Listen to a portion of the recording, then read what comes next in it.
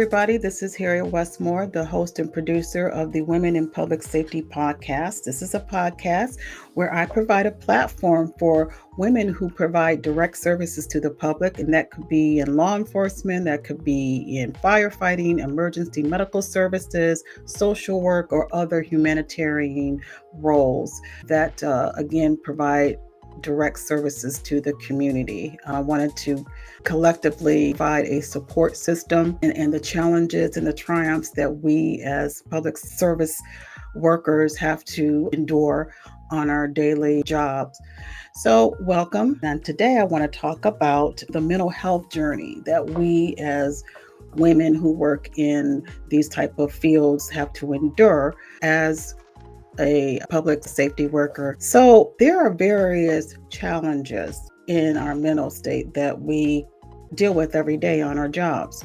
I don't care. Again, it could be law enforcement. I work in the law enforcement field. It could be social worker. You have to deal with children and family services. That could wear on your mental health. You can be a health professional, emergency or doctor, or that could wear on your mental health, dealing with people who are in an emergency state health-wise. And I just wanted to kind of pose the question, who takes care of you mentally? How do you take care of yourself mentally? I know that trauma can be a major factor in our work. You can take on the traumatic experience that you are dealing with when you're helping someone else. It's called vicarious trauma, mental health terms, counseling terms. By the way, I do have a master's degree in forensic psychology. So I work with, in my profession as a law enforcement officer, I sometimes have to use my psychology degree to kind of do the job that I need to do. But mental health is very serious. I think last week I spoke about how we are dealing with people, the populations that we serve, who are going undiagnosed with mental health issues. But what about us? Many of us have experienced depression. I know I have. Anxiety. Some may, say they're bipolar, antisocial personality disorders. There's all sorts of issues. There are sorts of mental health issues that we as workers are dealing with. And sometimes we are dealing with it in silence because we don't want people to know that we also have issues, especially in the field that we're working in. That could be a potential issue as far as our job's concerned. So I wanted to kind of talk about, how are you handling depression if you are depressed? Let's face it, we're not dealing with all the time. Most of our jobs are dealing with people that are in a gloom and doom state. Very rarely do we have our jobs are shining roses. It's not. We are dealing with people in a crisis situation. You can't help but to not feel some kind of effect from that every day when you're off duty or when you're home from work.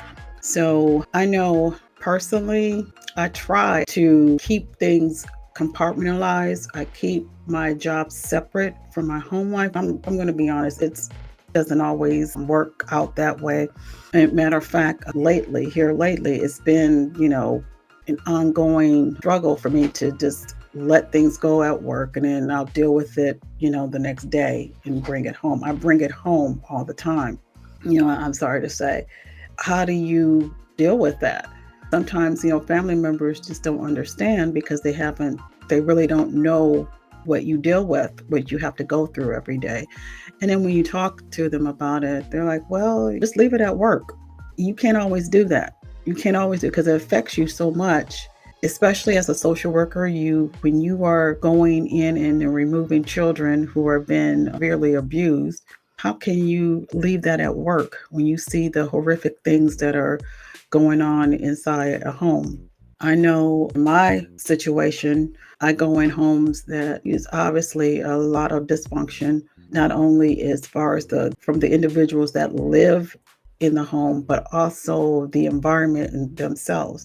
You go into horrific, nasty, unkept homes that, you just literally gag just to, step inside the house.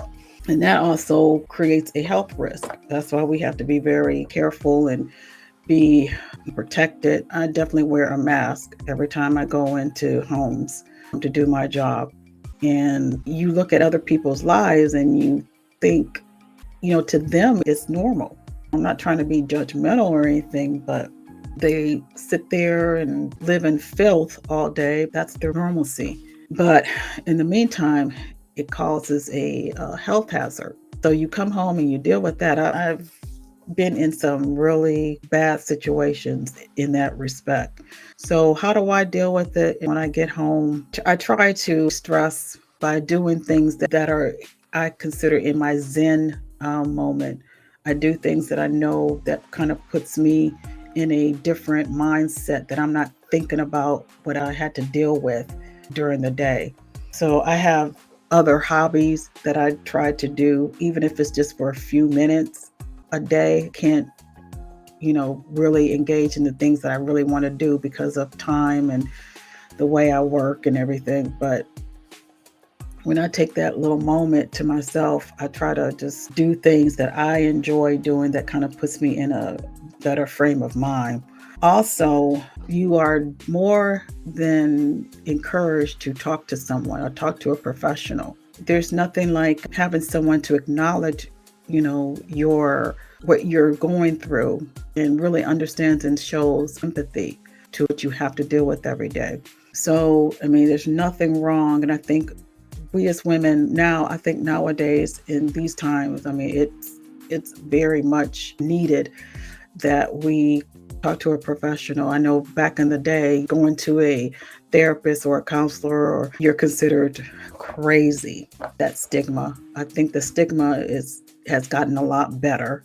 People don't think of that as a stigma anymore, but more of a necessity, because we're going through so much, not only on our work, on our jobs, but also, it falls over into our personal lives. So definitely seek the mental health and the encouragement and the support that you need. And some of the resources that are available are, the Employee Assistance Program. Now, I must have to say, and I'm being very transparent, I was kind of leery of going to a department issued EAP, Employee Assistance Program, because I always thought, well, they may disclose a lot of something to my supervisor or whatever. But I have a good friend who's a licensed clinical social worker, and we were talking about our issues of work issues and our mental health and how we take care of our mental health. And I mentioned about EAP, and she assured me, she said, by law, they cannot disclose. I mean, it is a part of confidentiality. They can't tell your employers things that they discuss. It's just a resource that the company has provided for their employees to utilize, but they can't divulge any type of information to that employer about what is discussed. I mean, that's a violation of confidentiality. So, but a matter of fact, I'm gonna have her come on as a guest so she can talk about the Employee Assistance Program more in depth. So that would be in the future. So tune in for that. Also, there could be peer support programs within your department or your organization. I know the state has that for us, which I didn't even know about until recently, that they had a peer support where they had certain people, key people who went through actual training. They are like a source of information where they can refer you to different type of other services or resources that you may need. And it's not necessarily including mental health, but it also can include personal issues. You may have issues with family members, or, resources that you need, that if you're taking care of a loved one that you need outside assistance, they can point you to that particular resource, that are possible resources that could help you. So it's not just for work related issues, it's also for your personal life as well. So that's a good resource to tap into if your department offers that. I myself have created, and besides having this podcast, I've created a Women in Public Safety private Facebook group.